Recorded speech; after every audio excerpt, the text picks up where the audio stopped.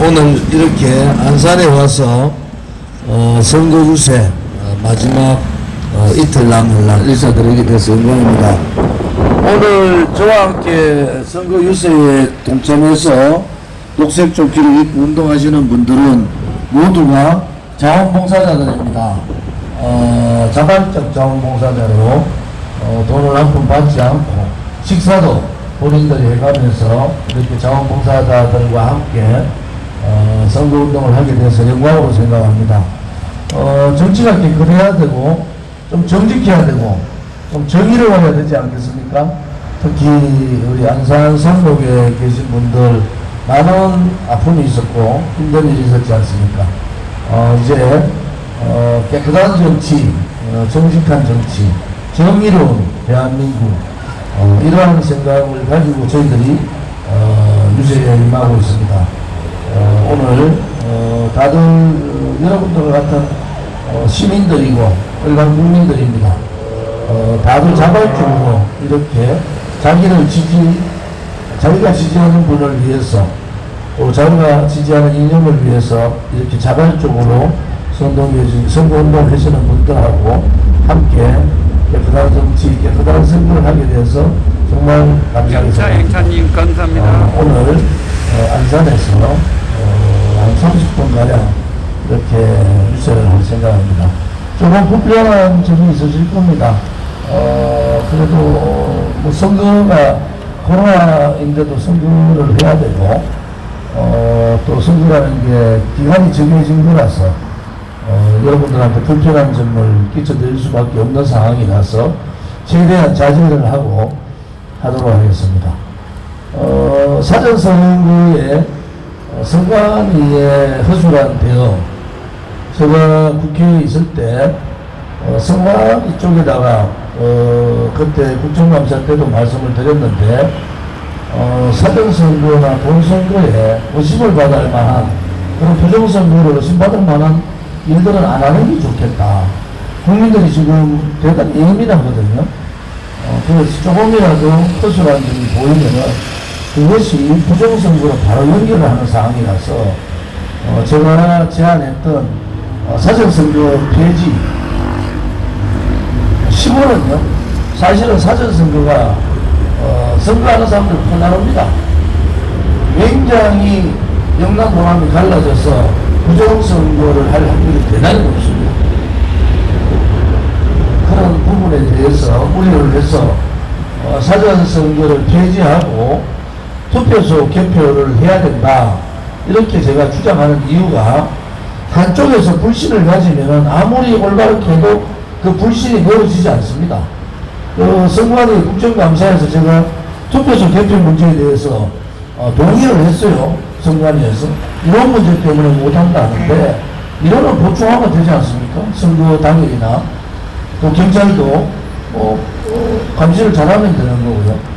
프랑스 같이 투표소에서 투표하는 숫자가 자동으로 찍히고 본인이 봉투를 담아서 투표소에 넣으면 몇 표가 어떤 투표소에서 몇 장이 됐는지 그 다음에 사전투표도 그걸 통을 옮겨가지고 투표 보관함을 며칠간 둔다는 데서 그것은 의문이 많이 생기니까 부정선거의 문제에 대해서 여러분들이 부정선거 없다고 자꾸 선관위에서 얘기하시는 거하고 의혹을 가지는 쪽에서는 끝이 없으니까 그 의혹을 끝을 내야 되거든요. 그러면은 프랑스 같이 봉투를 자기가 봉투에 넣어서 거기에서 투표함에 넣으면은 다 되고 그 자리에서 여러분들이 투표함 옮길 필요는 뭐 있습니까? 전산이 이렇게 안 되는데 그 자리에서 사전 투표가 민주당에서 사전 투표 이번에 여러분들 뭐 상황이 어떻게 될지 모르지만 민주당이 크게 도움이 안 될 거예요. 사전 투표가. 그러면 이제 정치권에서 서로 합의를 해서 사전 투표 불가, 사전 투표를 없애는 겁니다. 그리고 본투표를 하되 투표소를 옮겨가지고 개표를 하는 그러한 부분은 없애고 투표소 자체에서 개표하면은 집계가 금방 나타나지 않습니까? 지금 현재 민주당이 사전투표 하는데 사전투표를 해야 된다고 합니다. 그러면은 사전투표도 그 자리에서 개표하면 됩니다. 사전투표 했는 자리에서 개표하면 되잖아요. 제가 그래서 선거법 개정안을 몇 가지 냈죠. 행안위에서 QR코드 쓰지 말도록 했잖아요. 그렇게 제안을 하는데 왜 QR코드를 씁니까? 막대코드로 그냥 하자고 했으면은 국회에서 제안을 냈고 국회에서 그렇게 요구를 하면은 선관위는 국회의 말을 들으면 되지 않습니까?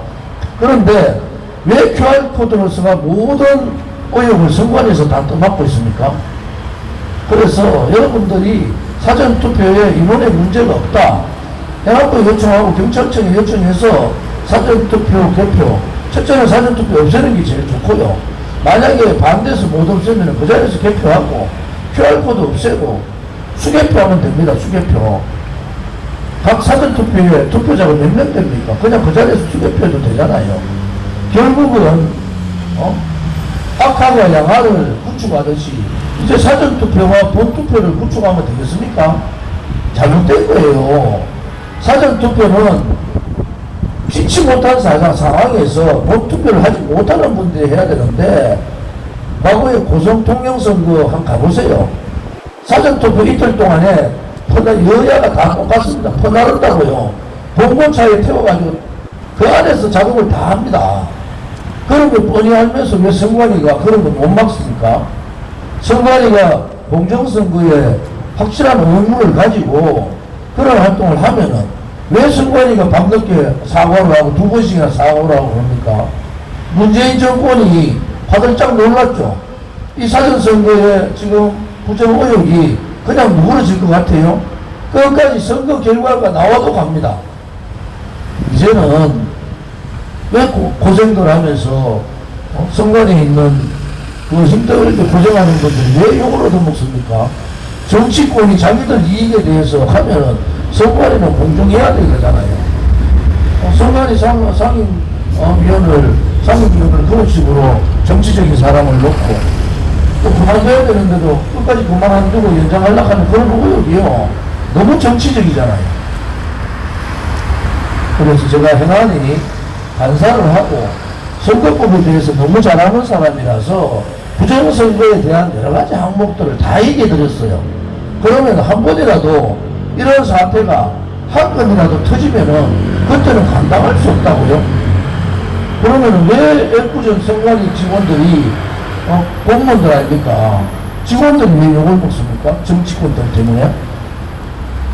여러분들이 오늘 이 방송을 수십만 명이 보고 있을 텐데 제가 20대 국회에서 제가 올린 선거법 개정안을 한번 보세요. 어떻게 해놨는지. QR코드 하지 말라고 하면 안 해야 되잖아요. 국회에서도 QR코드 하지 말았는데 왜 굳이 QR코드를 합니까? 막대코드로 그냥 해도 되는데. 그 다음에 투명함 서라고 했잖아요. 투명함. 그 다음에 선거함을 옛날에는요 종이로 해가지고 찢으면은 찢은 게 다 표시가 나잖아요. 제가 어떻게까지 얘기했어요? 비닐도 찢으면은 표시나는 게 있다. 여기는 종이와 같이 비닐로 그거를 막아 놓으면은 찢으면 표시가 나니까. 그 다음에 사전투표를 왜 박스에다가 사가지고 투표함도 아닌데 이상한 데 넣어가지고 보따리로 옮기고 지난 선거 때도 마찬가지잖아요. 그 전부 자루에다가 넣어가 옮기고 그러니까 여러분들이 오해를 왜 받습니까? 제가 20대 국회에서 올렸는 공정선거를 위한 선거법 개정안 꼭 한번 보십시오. 그것만 해도요. 그것만 해도 선거 부정선거에 대한 의혹이 많이 사라집니다. 100번을 이야기하면 뭐합니까? 제가 뭐 선관위가 미워서 그런 게있어요. 여러분들이 고전시끌하면서 왜 부정선거에 의혹을 받느냐. 아니 투표를 하는데 투표함에다가 본인이 못 넣게 하는 거는 그건 무조건 잘못한 거예요. 아니 저렇게 봉투에다가 투표 용지를 넣어가지고 옮기는 게 어디 있습니까? 대한민국에. 이제 부정선거 문제가 선거 이후에도 엄청나게 나옵니다. 그런 사태를 선관위가 만드는 거 아닙니까? 이제 부정선거 선거법 개정안 제발 제가 올렸는 선거법 개정안 제발 좀 검토를 좀 하세요. 내부적은 일선에서 고생하는 선관위원들만, 선거관리위원회 직원들만 덤태기 섭니다. 한두 군데의 문제가요, 선관위 전체의 정직성에, 공정성에 엄청난 타격을 주는 겁니다. 그런 우려를 왜 여러분들이 받고 있습니까? 제가 행정안전위원회 간사도 하고 행정안전위원회 활동을 많이 해서 내용을 많이 아는데, 제발 의혹이 있는 것은 풀어야 됩니다. 국민들의 의혹은요, 산에서 내려올 때, 눈 왔을 때 산에서 내려온 돌멩이 같이, 하나의 돌멩이가요, 집체같이 되고 그 집체가 태산같이 커진다고요. 그게 부정선거에 대한 의혹입니다. 그래서 이러한 선거 법은 누가 보더라도 공정하다, 누가 보더라도 공평하다. 아니, 선관위에서 투표소에서 파란 장갑 끼면 됩니까? 안 됩니까? 상식적으로 파란 거는 더불어민주당인 거 다 알잖아요. 그런데 왜 파란 장갑을 끼고 합니까? 잘못된 거죠, 그거는. 중앙선관위에서 그런 짓 한 놈이 누구예요, 도대체? 중앙선관위에서 일괄적으로 장갑 구매해가지고 장갑이 투명 장갑을 쓰면 되지 왜 파란 장갑을 씁니까? 그러니까 여러분들이 덤태기를 요거는 묻는 거예요. 민주주의의 기본은 선거에서부터 시작한다. 그게 자유민주주의의 기본 아닙니까? 국민의 권리가 선거를 통해서, 대의민주주의는 선거를 통해서 대의민주주의의 주체를 뽑는 거잖아요. 그런데 대의민주주의가 선거법의 의혹 때문에 무너지면은 대의민주주의, 자유민주주의라는 게 무너져 버려요. 그래서 제가 사실은 선관위 각 사무총장 때마다 다 건의했어요. 괜히 옳은 일을 하고 고생 일을 하고 왜 부정선거에 의혹을 받느냐. 국민들이 의혹이 있다고 하면은 의혹이 있든 없든, 그 사실이 있든 없든 바꾸는 겁니다. 그래야지 부정선거 문제가 불거지지 않을 거 아닙니까? 여러분들이 잘 아시잖아요. 드루킹 문제 다 거짓말이라고 했는데 그 사실로 드러났지 않습니까? 드루킹 문제가 설마 대한민국에 여론 조작을 하고 수억 건의 조작이 이루어질까 누가 믿었어요? 그런데 추미애가 터뜨렸어요. 평창올림픽이 이상하게 간다 해가지고 터뜨리고 보니까 드루킹이 잡힌 거 아닙니까? 여론 조작이. 그래서 결국 김경수가 감옥 갔잖아요. 선관위도 그런 일이 터진다니까요. 이제 한번 보세요. 이제는 정말 민주주의의 기본인 선거의 공정성, 이것은 반드시 지켜줘야 됩니다. 만약에 그게 무너지면요, 대의정치가 다 무너지고, 그러면 자유민주주의 자체가 무너지는 겁니다. 안 그래도 문재인 정권 시켜놨더니 소위 386, 586, 486에서 586이 뜻이 뭡니까? 20년을 해먹었다는 거 아닙니까? 20년을 운동권 했는 놈들이 20년을 자기들이 선이고 나머지 사람들을 악으로 몰았지 않습니까? 그래서 386에서 586 된 거예요. 이제 686 됩니다. 686 돼요. 지금 이미 686 들어갔잖아요. 자기들끼리 권력 가지고 주사파 운동권끼리 권력 나누고 이권까지 나누면은 그게 제대로 된 정부입니까? 잘못된 거죠. 지역 갈라치기 하고 권력기관 다 장악하고 돈까지 나눠 먹으면은 그게 자유민주주의에서 가장 나쁜 금권 선거입니다. 금권. 권력을 가진 자는 돈을 탐하고 돈을 가진 자는 권력 있는 놈을 이용해서 대장동 같은 엄청난 사건들을 일으키는 자유민주주의에서 가장 나쁜 금권 선거. 대한민국이 지금 그런 조직이 있는데 대한민국에 더 위험한 게 뭔지 아세요? 권력자 진다가 돈도 가졌지만 언론도 지배합니다. 좌파는 민주노총이 장악해가지고 바보도 쓰레기도 도둑놈도 대통령 만들 수 있어요. 우파는 조중동이 사주공화국 아닙니까? 뭘 권력을 만들어 놓고 주고받으려고 합니까? 대한민국 정치가 민주주의가 다 무너진 거예요. 권력하고 돈하고 언론이 한 통속이 되면은 국민은 그냥 들러리입니다. 들러리. 제일 나쁜 자본주의 시장경제 또 자유민주주의 체제에 제일 나쁜 것이 권력하고 돈하고 언론이 합작하는 거예요. 그래서 나눠먹는 겁니다. 바보도 능력 없는 사람도 A4용지 들고 5분도 A4용지 없으면 말 못하는 사람도 대통령 시키고 의혹이 마누라가 부끄러워가지고 선거를 같이 다니지도 못하는데 그 사람을 지지하는 게 왜? 좌우가 딱 갈라졌어요. 민주노총의 좌파, 조중동의 언론공화국, 언론사주공화국, 얘들이 딱 나눠져가지고 돈하고 권력하고 언론. 대한민국 공무원들은요 엄청 열심히 일해요. 특히 과장급 이하 공무원들은요 정말 일이 많습니다. 왜 권력기관에 놀아납니까?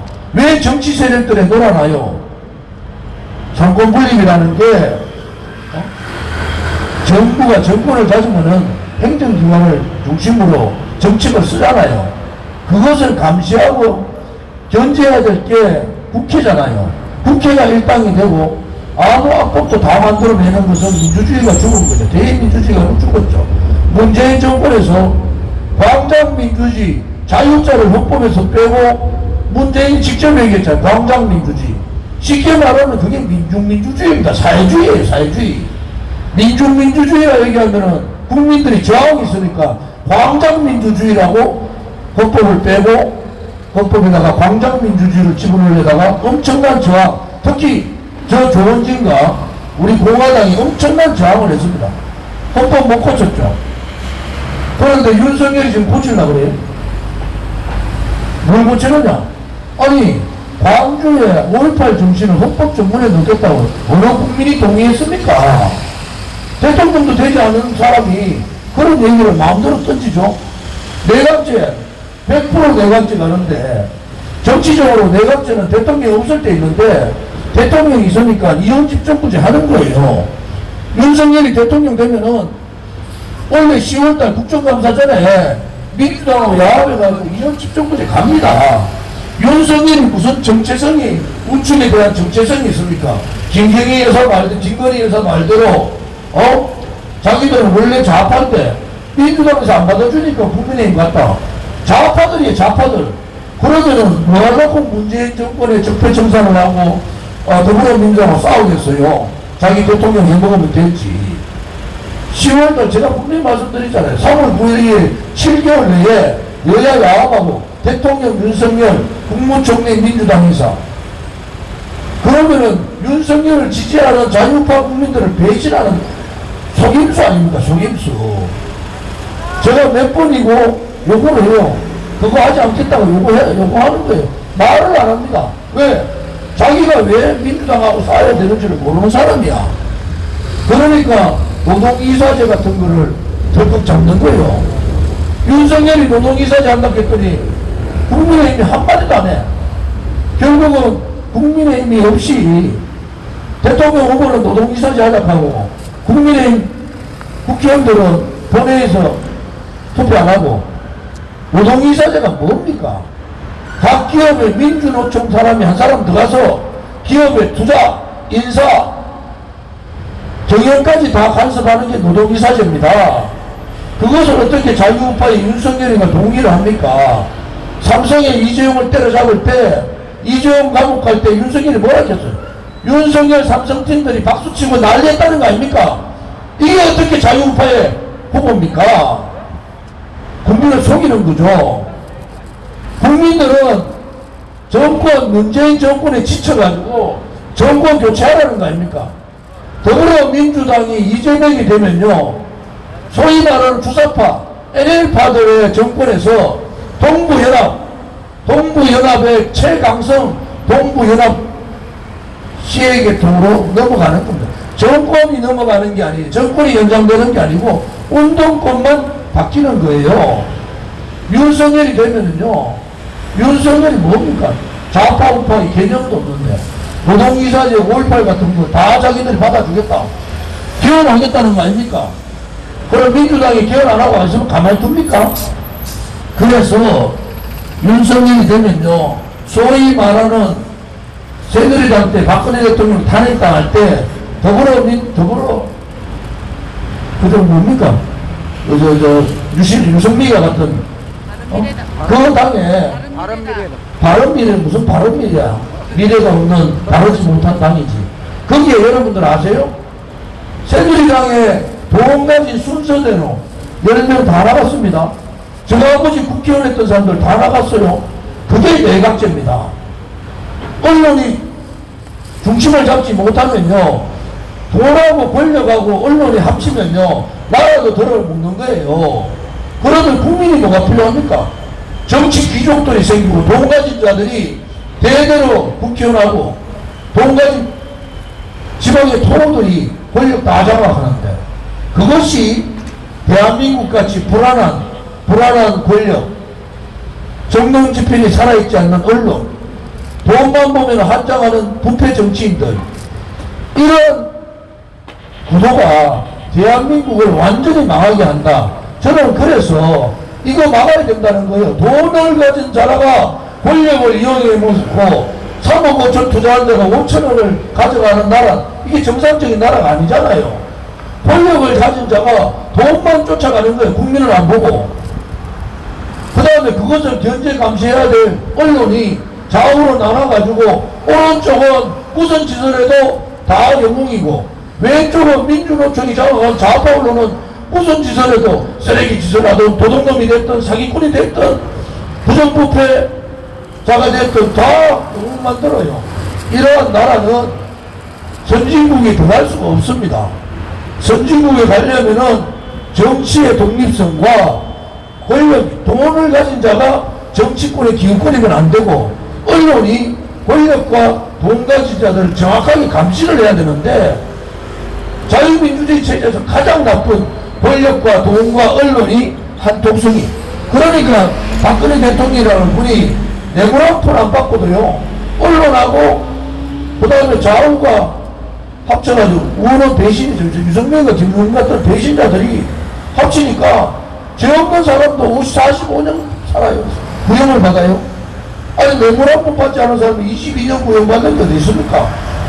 KBO 재단이 국정농단이면은 탈원전은요 국정농단 정도가 아니에요. 50조를 날렸지 않습니까? 그러고도 정권 바뀌면은 전기요금요 1.5배 오릅니다.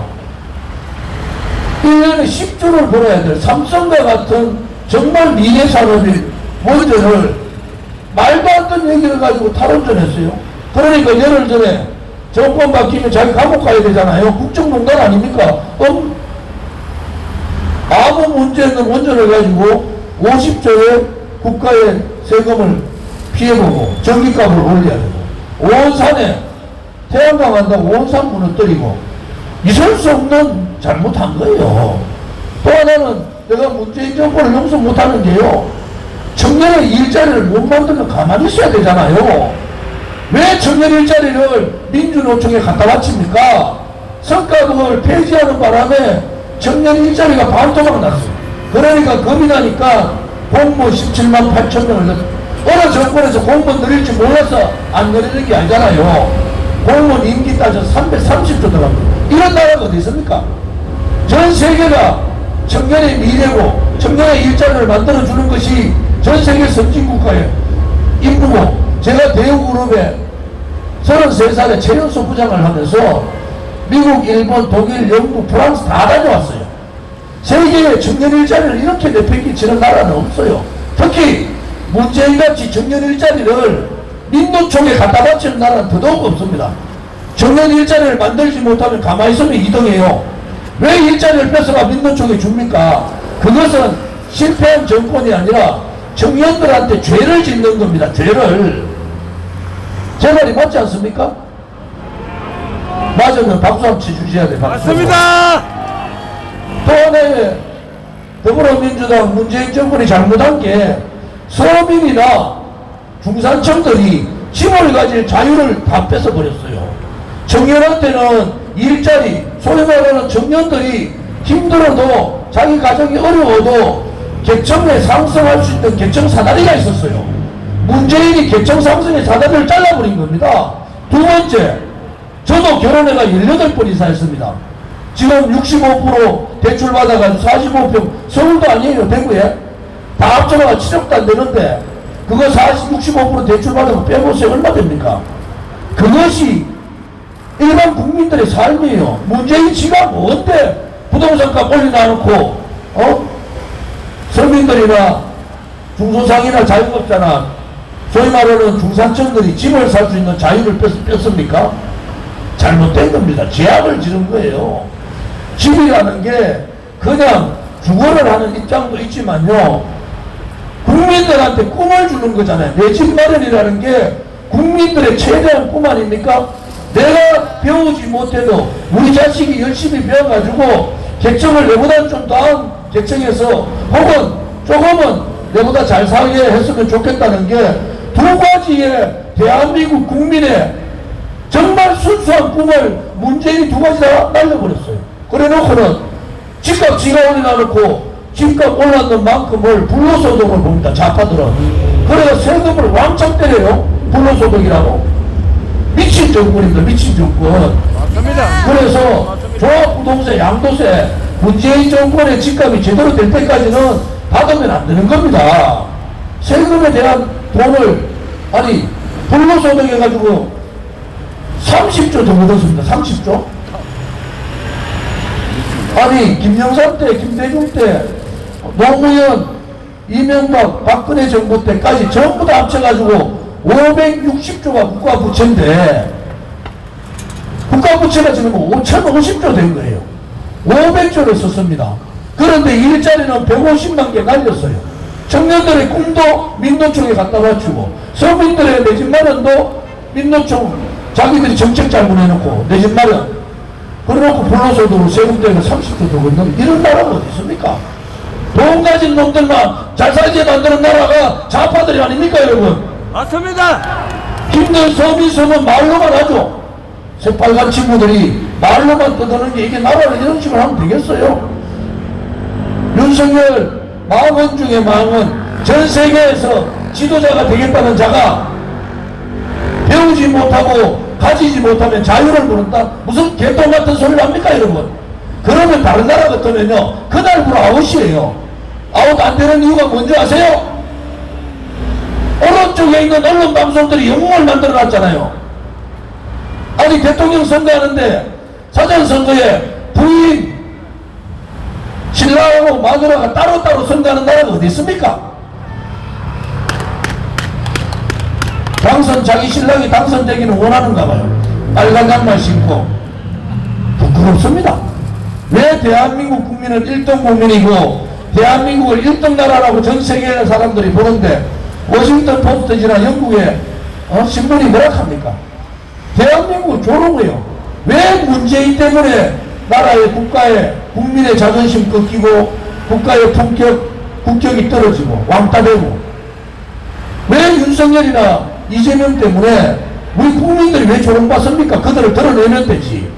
그들을 드러내려니까 좌파 우파 언론이 다 갈라서가지고 절대로 드러내지 못하도록 하는 거예요. 좋은 집같이 돈도 없고 깨끗하고 정직하고 정의롭고 미래에 대한 그림도 그리고,